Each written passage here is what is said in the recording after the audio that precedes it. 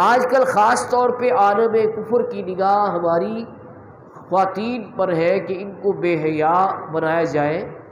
اسی لیے ایک محاورہ ہے فارسی میں، بے حیا باش بھر چے بھی خواہی کن، کہ بے حیا ہو جا پھر جو چاہے کر.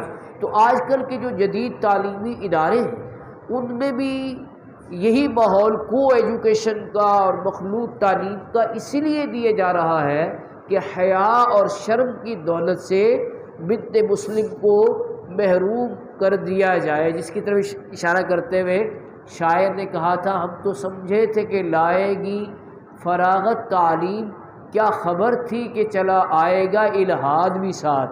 علامہ محمد اقبال شاعر مشرق حالانکہ بڑی جدید تعلیم گاہوں سے تعلیم پائے ہوئے تھے اور آکسفورڈ سے اور میونخ سے پڑھے ہوئے تھے اور ڈبل PhD کی ہوئی تھی، لیکن اس کے باوجود وہ کہتے ہیں لڑکیاں پڑھ رہی ہے انگریزی، ڈھونڈ لی ہے قوم نے فلاح کی راہ، یہ ڈرامہ دکھائے گا کیا سین، پردہ اٹھنے کی منتظر ہے نگاہ. یعنی پڑھانا چاہیے لیکن اس تعلیم گاہ کا ماحول کو ایجوکیشن کا، مخلوط تعلیم کا نہیں ہونا چاہیے، جس سے کہ آپ آج کل جو واقعات سن رہے ہیں بڑے الارمنگ ہیں اور بڑے ہی دل دکھانے والے واقعات ہیں جو ان تعلیم گاہوں سے باہر آ رہے ہیں.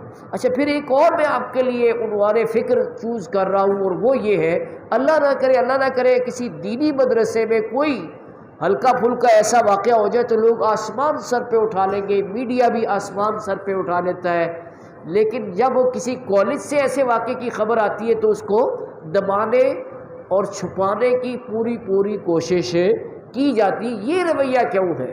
اس پہ بھی غور ہونا چاہیے کہ کیا وجہ ہے کہ دینی مدارس کے خلاف تو پروپیگنڈا بہت ہوتا ہے، لیکن اسکول کالجز میں جب کوئی ایسا واقعہ ہوتا ہے تو اسے دبا دیا جاتا ہے کہ اس کو دبایا جائے، اس کو نہ بتایا جائے. اس کی کیا وجہ ہے؟ یہ جو تضاد ہے ایک رویے میں، اس کی ریزن کیا ہے؟ آپ اس پہ غور کریں گے تو آپ کو خود ہی اس کا جواب مل جائے گا. تو میں یہ سمجھتا ہوں کہ اچھی اولاد کے لیے والدین کا نیک ہونا بہت ضروری ہے. حضرت عبداللہ بن مسعود رضی اللہ عنہ صحابی رسول، وہ بڑی کثرت سے نوافل پڑھتے تھے. تو کہا گیا جی آپ اتنے نوافل کیوں پڑھتے ہیں؟ کہتے ہیں میں ایک تو اپنے ثواب کے لیے پڑھتا ہوں، دوسرے میری خواہش ہے کہ کہا گیا ہے کہ نیک والدین کی اولاد بھی نیک ہوتی ہے، تو میں نیکی کر رہا ہوں تاکہ میری اولاد میں اس کا اثر چلا جائے. ممکن ہے اس پہ اب کوئی اعتراض یہ اٹھائے کہ دیکھیں جی اگر آپ کہتے ہیں کہ والدین کی نیکی کا اثر اولاد میں جاتا ہے تو پھر نوح علیہ السلام کا بیٹا کافر کیوں تھا؟ تو اس کا جواب یہ ہے کہ اللہ تعالیٰ کا اصول یہی ہے کہ جو والدین نیک ہوں گے ان کی اولاد بھی نیک ہوگی، لیکن کبھی کبھار اپنے اس اصول کے برعکس ایسے مظاہر بھی سامنے آتے ہیں جس سے یہ پتہ چلے اللہ تعالیٰ یہ بتانا چاہتا ہے کہ ہدایت اس کی طرف سے ہے، وہ جس کو چاہے گا اس کو ہدایت عطا فرمائے گا. تو نوح علیہ السلام کا اس میں کوئی قصور نہیں کہ ان کا بیٹا کافر ہے، انہوں نے تو پوری کوشش کی اس پہ، لیکن وہ مسلمان نہ ہوا تاکہ دنیا کو ظاہر ہو جائے کہ ہدایت دراصل کس کی طرف سے ہے؟ اللہ کی طرف سے. جس کو وہ چاہتا ہے وہ ہدایت عطا فرماتا ہے. لیکن عام اصول اس کا یہی ہے کہ والدین اگر نیکیاں کریں گے تو ان کی نیکی کا اثر ان کی اولاد میں جائے. کیا آپ نے سورۃ الکہف کا واقعہ نہیں پڑھا 16 پارے کے پہلے رکوع میں کہ حضرت خضر علیہ السلام نے وہ یتیم بچوں کی جو گرتی ہوئی دیوار تھی جس کے نیچے ان کا خزانہ تھا، اس کو آپ نے دیوار کو بنا دیا، گرتی ہوئی دیوار کو. اور جب حضرت موسیٰ علیہ السلام نے پوچھا کہ اس کی کیا وجہ ہے تو انہوں نے کہا کان ابوہما صالحا، ان کا والد جو ہے وہ ایک نیک آدمی تھا.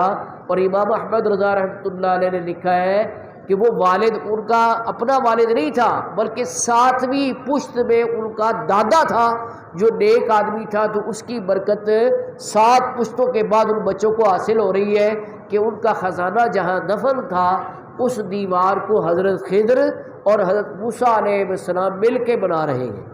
تو یہ اس نیکی کا اثر ہے. تو نیکیاں کرنی چاہیے، جیسے میں نے آج آپ کے سامنے رکھا کہ حضور غوث پاک رضی اللہ تعالیٰ عنہ نے 40 سال عشاء کے وضو سے فجر کی نماز پڑھی اور 15 سال ہر رات آپ نے ایک قرآن پاک ختم کیا. اللہ تعالیٰ سے دعا ہے ہمیں بھی کثرت کے ساتھ اپنی عبادت اور نوافل پڑھنے کی توفیق عطا فرمائے. وآخر دعوانا الحمدللہ رب العالمین.